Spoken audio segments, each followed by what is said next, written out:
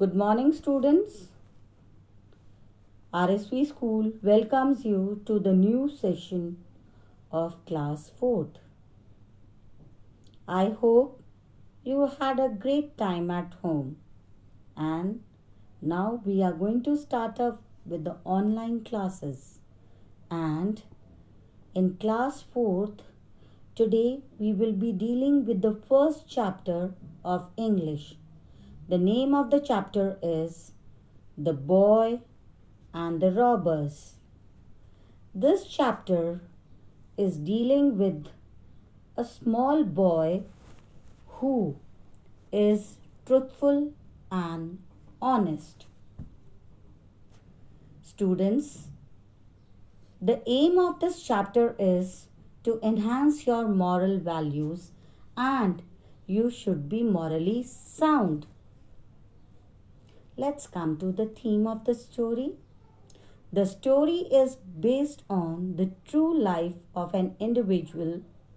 It is a truly inspirational tale and a great example of excellent moral values. When we will be going through the story is revolving around a boy who is 12 years old. His name is Otis. He is honest, helpful, truthful, hardworking, and the whole story revolves around him. Now we will start with the reading of the chapter. In Persia, when Cyrus the Great was king, boys were taught to tell the truth. This was one of their first lesson at home. None but a coward will tell falsehood, said the father of young Otanes. Truth is always beautiful, and love it, said his mother. In Persia, the old name of Iran, there was a king who used to rule at that time. His name was Cyrus, and the first lesson which was taught in the school was to speak the truth. There was a boy whose name was Otis. His mother and his father told him to speak always the truth. When Otin was 12 years old, his parents wished to send him to study in a famous school in distant city. It would be a long journey and dangerous one. So it was arranged that the boy should travel with small company of merchants who were going to the same place. When Otis was 12 years old, his parents decided to send him to a city to do his higher studies. But the journey from where he has to travel was really a dangerous one. So his parents decided that he will be going with a company of merchants. Goodbye, Otis, be always brave and truthful, said his father. Farewell, my child. Love is beautiful, and despite that which is base, said his mother. So the father and the mother said goodbye to Otis and told him that you should be brave and you should not deceive others and you should always speak out the truth. The little company began its journey. Some of the men rode on camels, some on horses. They went but slowly, for the sun was hot and the way was rough. So Otis, along with the company of some merchants, started their journey. Some were riding on the camels, some were riding on the horses. And they were moving slowly because it was very hot and the way was very rough as it was sand all around. Suddenly, towards evening, a band of robbers swooped down upon them. The merchants not fighting men, they would not do nothing but give all their good and money.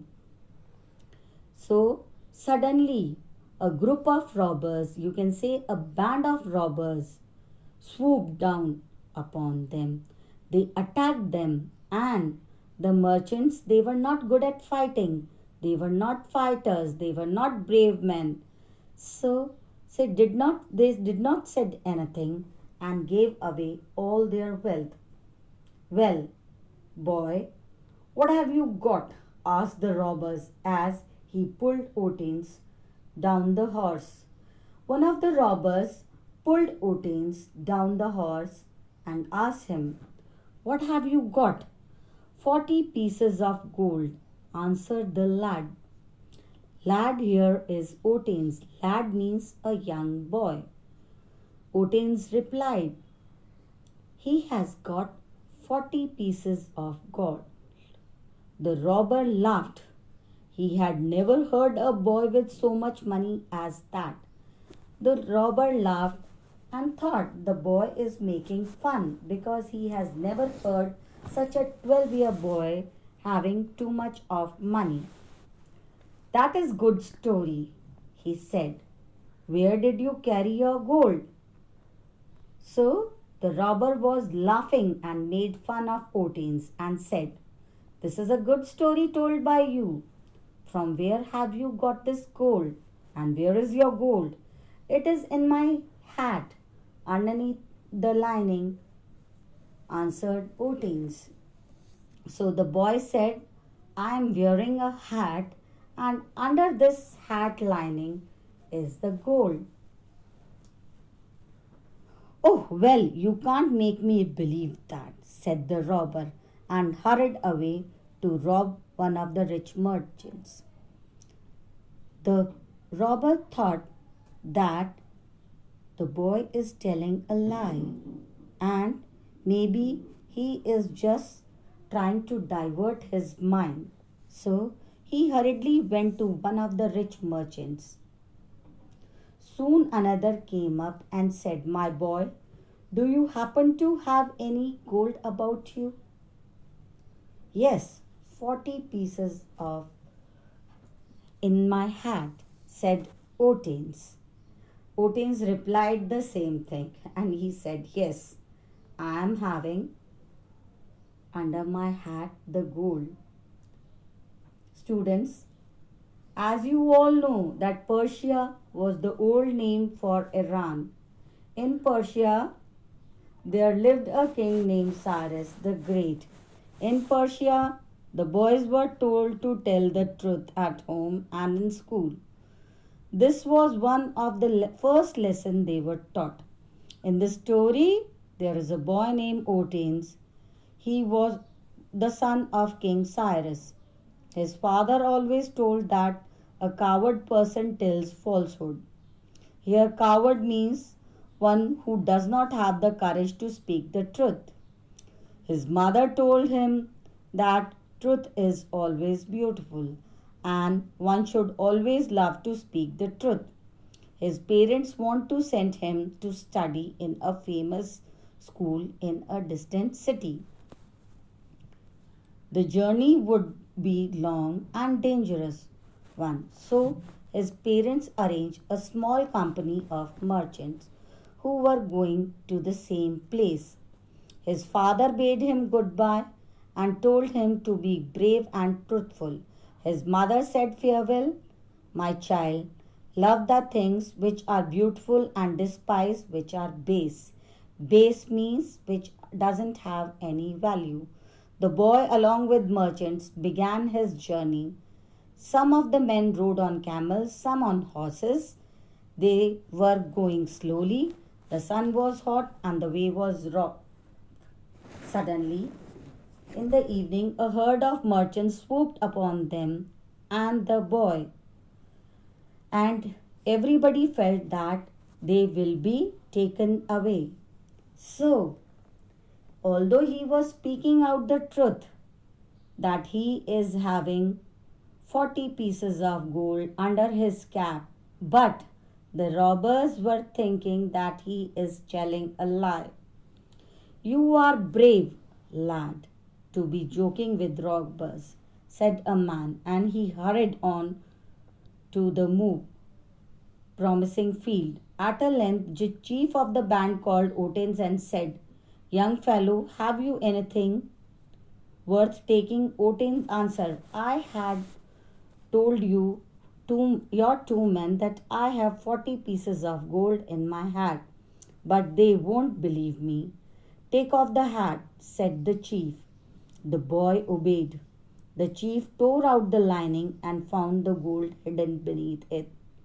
So again and again, the boy was saying that, yes, I am having 40 pieces of gold, and but nobody was ready to listen to the boy because they were feeling that the boy is telling a lie. Then the main chief of the robbers asked the same question, and Oates gave the same reply. The boy was called out, and when they found, yes, there were 40 pieces of gold, but they wouldn't believe me. But they did not believe him. Take off your hat, said the chief. The chief told him to take out his hat. The boy obeyed. The chief tore out the lining and found out the gold hidden beneath. So the chief of the robbers took out his hat and take out the 40 coins. That is, he took out the 40 coins of gold after tearing the lining which was there. Why did you tell us where to find it? He asked. No one would have thought that a child like you had gold about him. So, after getting the money, or you can say the gold coins, the chief asked, why did you tell the truth?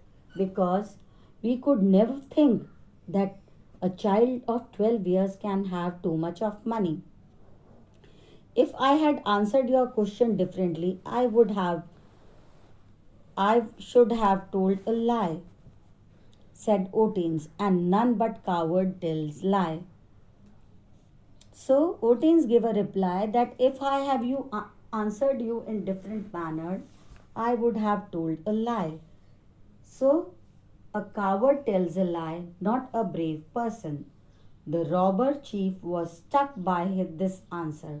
He thought of the number of times that he himself had been coward. So the robber chief, he was stuck at the answer of the boy, that such a small boy of 12 years is speaking out the truth. And he thought that he himself is a coward who has spoken a lie many times.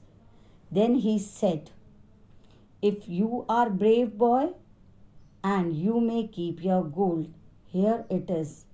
Mount your horse, and my own men will ride you, and see that reach the end of your journey in safety. So he was impressed by the truth of the boy.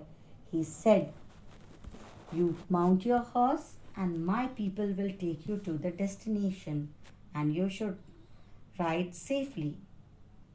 Oates in time became one of the famous men of his country. He was the advisor and friend of two of the kings who succeeded Cyrus.